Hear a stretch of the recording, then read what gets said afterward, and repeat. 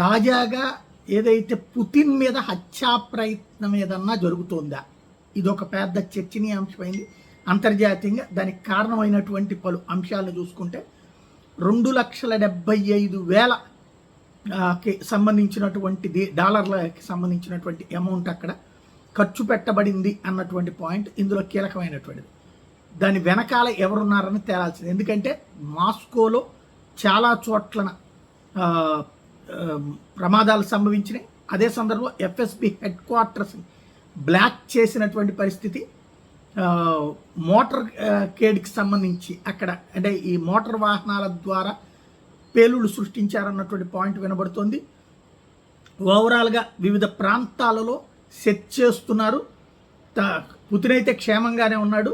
వివిధ ప్రాంతాల్లో బాంబుల్ని వెతికి తీస్తున్నారు. కాకపోతే దీని మీద క్రెమ్లిన్ బయట పెట్టట్లేదు. అదే సందర్భంలో స్పెక్యులేషన్స్ అయితే కంటిన్యూస్గా నడుస్తుంది. ఈ అసాసినేషన్ అటెంప్ట్ ఏదో జరిగింది అన్నటువంటిది, అంటే లోకల్గానే ఏదో కుట్ర జరిగింది, అది సైనిక తిరుగుబాట లేకపోతే ఏదైనా తీవ్రవాద సంస్థ వ్యవహారమా అన్నటువంటిది ఇది మనం చెప్పట్లేదు, అంతర్జాతీయంగా ప్రొజెక్ట్ అవుతున్నటువంటి అంశం.